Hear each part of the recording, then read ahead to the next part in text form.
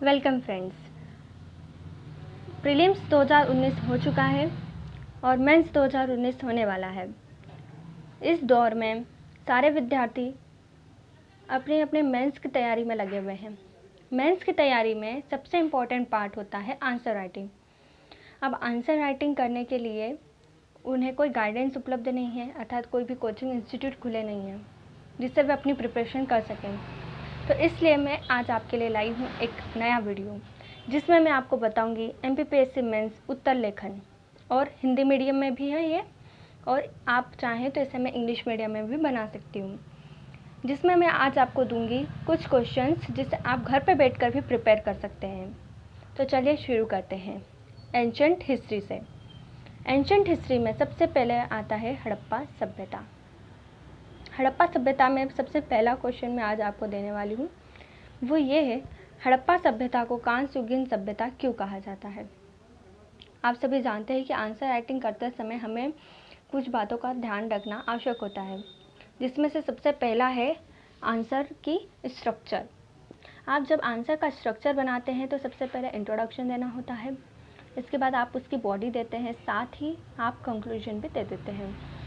तो इसी तरह से आपको सारे क्वेश्चंस का आंसर्स लिखने हैं। तो इसमें भी आपको यही करना है। ये 6 मार्क्स का क्वेश्चन है, हड़प्पा सभ्यता को कांस्ययुगीन सभ्यता क्यों कहा जाता है। आप वैसे ही इंट्रोडक्शन देना, हड़प्पा सभ्यता क्या है। इसके बाद आप बॉडी में लिखेंगे हड़प्पा सभ्यता को कांस्ययुगीन सभ्यता क्यों कहा जाता है, इसके प्रमाण। ठीक है, तो ये आप लिख दीजिएगा, प्रमाण क्या क्या मिले हैं हड़प्पा सभ्यता में से, जिसलिए किस कारण से उसको कांस्ययुगीन सभ्यता कहा जाता है। इसके बाद आप कंक्लूजन देते हुए अपने उत्तर को समाप्त कीजिएगा। अब आते हैं नेक्स्ट क्वेश्चन पे, जिसमें दिया गया है हड़प्पा सभ्यता में नगरों का विन्यास कैसा था, इसकी विलक्षणता का वर्णन करें। जब आप कोई भी क्वेश्चन पढ़ते हैं तो उसे आराम से समझिएगा और क्वेश्चन के अकॉर्डिंग ही आप आंसर राइटिंग कीजिएगा। जैसे आप पढ़ रहे हैं हड़प्पा सभ्यता में नगरों का विन्यास, ठीक है, तो हड़प्पा सभ्यता अलग हो गया, ठीक है, ये एक कीवर्ड हो गया। इसके बाद कीवर्ड आता है नगरों का विन्यास। ये कीवर्ड को भी आपको ध्यान में रखना होगा, नगरों का विन्यास।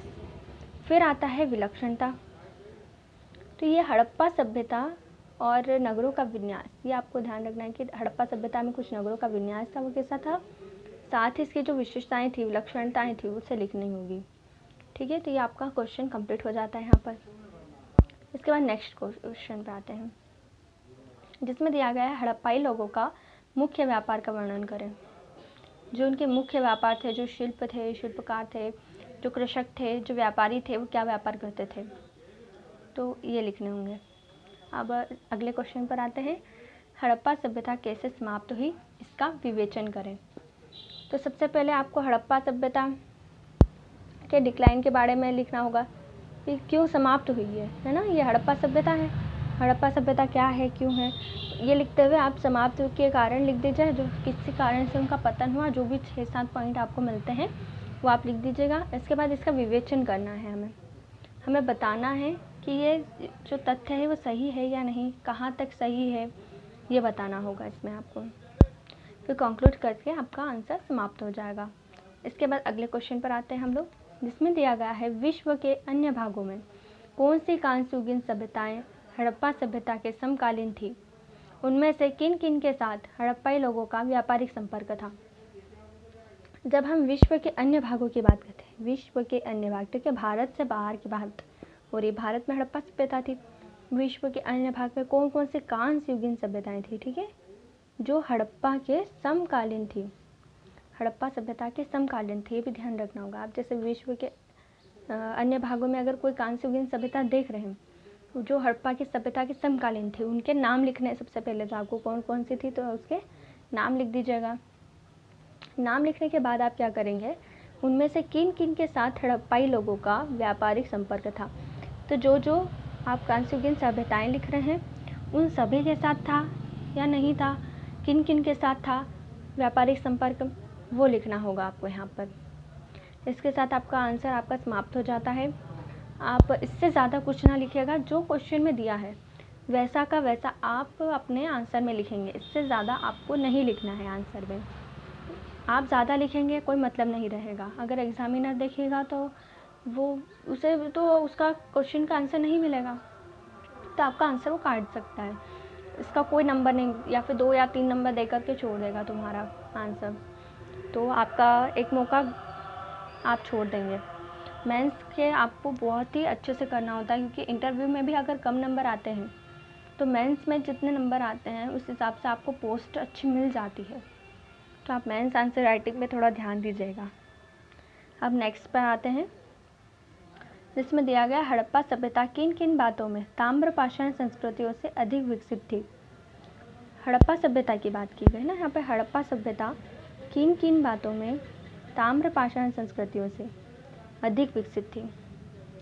ताम्रपाषाण संस्कृतियाँ और हड़प्पा सभ्यता, ठीक है। तो ये ताम्रपाषाण संस्कृतियाँ कौन कौन सी है पहले बता देंगे आप। हड़प्पा सभ्यता क्या है, फिर तो सभी को मालूम है ना। तो ताम्रपाषाण संस्कृतियाँ क्या थी, क्या क्या चीज़ें वहाँ पे थी, फिर बता देना हड़प्पा सभ्यता इनसे क्यों विकसित थी। जैसे पक्की ईंटों का प्रयोग किया गया, नगरों का विन्यास ऐसा था।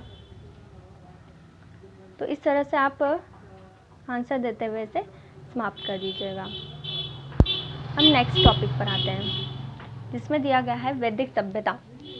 वैदिक सभ्यता में हम क्वेश्चंस देखते हैं कौन कौन से बन सकते हैं आपके। इसमें से सबसे पहला क्वेश्चन आता है आपका, ऋग्वैदिक लोगों के भौतिक जीवन का वर्णन कीजिए। तो यहाँ पर आपको ऋग्वैदिक लोगों का भौतिक जीवन बताना है। ऋग्वैदिक युग के बारे में आपको थोड़ा सा देना है इंट्रोडक्शन, फिर आप बॉडी में भौतिक जीवन का वर्णन कर दीजिएगा, फिर कंक्लूजन लिख देना कि कैसा भौतिक जीवन कितना अच्छा था उनका, ये बता देना आपने। फिर नेक्स्ट क्वेश्चन पर आते हैं हम। इसमें बताया गया है ऋग्वैदिक युग की राजनीतिक पद्धति का वर्णन कीजिए। ऋग्वैदिक युग की राजनीतिक पद्धति, ऋग्वैदिक युग है, इसकी राजनीतिक पद्धति बताना। तो आप वही इंट्रोडक्शन दीजिएगा, फिर बॉडी में राजनीतिक पद्धति बताना कि कैसी थी राजनीतिक पद्धति, फिर वो बताते हुए इसका वर्णन करते हुए आप आंसर को कंक्लूड कर दीजिएगा। नेक्स्ट क्वेश्चन पर आते हैं, जिसमें दिया गया है ऋग्वैदिक युग के जनजातीय स्वरूप का वर्णन कीजिए। ठीक है, तो वही आपको इंट्रोडक्शन में ऋग्वैदिक युग की परिभाषा दे देना कि क्या था ऋग्वैदिक युग, फिर जनजातीय स्वरूप डाल करके बॉडी में आप 6-7 पॉइंट इसका लिख देना कि जनजातीय स्वरूप कैसा था, वहाँ पे कैसे कुटुंब में लोग रहते थे, पितृतंत्रात्मक था कि मातृतंत्रात्मक था, ये देते हुए आप आंसर को कंक्लूड कर दीजिएगा। नेक्स्ट पे आते हैं, ऋग्वैदिक युग के सभा संगठन व पारिवारिक स्वास्थ्य व्यवस्था का वर्णन कीजिए। अब यहाँ पर हमको बताना होगा ऋग्वैदिक युग के जो सभा संगठन थे, ठीक है, एक सभा संगठन एक मेन कीवर्ड है और आपका पारिवारिक व्यवस्था एक मेन कीवर्ड है। इसका क्या करना है, आपको वर्णन करना है। ठीक है, तो ऋग्वैदिक युग के आप इंट्रो देते हुए सभा संगठन के बारे में एक बार बॉडी में डालेंगे, सभा संगठन के बारे में लिखेंगे कि सभा संगठन कैसा था, समी थे, विदिति थे, विदत थे, गण थे, क्या था उसमें सभा संगठन में। ठीक है, फिर पारिवारिक व्यवस्था कैसी थी उनकी, कैसे लोग रहते थे, तो ये आप बता दीजिएगा। तो आप अलग अलग बॉडी में इन दोनों को लिख सकते हैं। नेक्स्ट टॉपिक पर आते हैं। नेक्स्ट क्वेश्चन है, वैदिक युग के सामाजिक आर्थिक जीवन की विशेषताओं का वर्णन कीजिए। अब इसमें क्या क्या कीवर्ड आपके निकलेंगे, इसमें आपका कीवर्ड निकलेगा वैदिक युग। ठीक है, आपको किसका बताना है, वैदिक युग का बताना है। वैदिक युग का सामाजिक आर्थिक, ठीक है, ये होगा एक कीवर्ड, सामाजिक और आर्थिक विशेषता बतानी है यहाँ पे। विशेषता क्या क्या थी इनकी, समाज की क्या विशेषता थी, आर्थिक जीवन की क्या विशेषता थी वैदिक युग की, तो ये बताते हुए आपको क्वेश्चन समाप्त करना है। नेक्स्ट क्वेश्चन है, ऋग्वैदिक काल में महिलाओं की स्थिति का वर्णन कीजिए। तो यहाँ पर महिलाओं की स्थिति, आपको ऋग्वैदिक काल में क्या बताना है, महिलाओं की स्थिति। महिला अब यहाँ पे कीवर्ड हो जाएगी, उसकी स्थिति बतानी है आपको कि उसकी स्थिति कितनी अच्छी थी या बुरी थी, ये बतानी है आपको। क्या जो महिलाओं की स्थिति थी कैसी थी, वहाँ पे बाल विवाह नहीं होते थे जैसे बताया गया है, बहुविवाह प्रथा भी प्रचलित थी, विधवा विवाह भी प्रचलित थी, फिर वहाँ पे सती प्रथा जैसी कोई हमें प्रथा नहीं मिली है, दहेज प्रथा जैसे भी कोई प्रमाण नहीं मिले हैं। फिर आप बता सकते हो जैसे सभा में महिलाओं को भी यज्ञ में बैठने की इजाज़त थी, वेद पढ़ने की भी उनको अनुमति थी। तो ऐसे आप महिलाओं की स्थिति का वर्णन कर सकते हैं कि कैसी थी, अच्छी थी या बुरी थी। तो बहुत अच्छी थी वैदिक युग में। तो आप बताते हुए इसे समाप्त कर दीजिएगा। अब नेक्स्ट टॉपिक पर आते हैं, उत्तर वैदिक सभ्यता। अब इसे हम नेक्स्ट वीडियो लेक्चर में कवर करेंगे, उत्तर वैदिक सभ्यता। आप हमारे वीडियो को लास्ट तक देखने के लिए धन्यवाद। अगर आपको हमारा वीडियो पसंद आता है तो हमारे चैनल को सब्सक्राइब कीजिए और नेक्स्ट वीडियो को देखने के लिए आई बटन पर क्लिक कीजिए। धन्यवाद।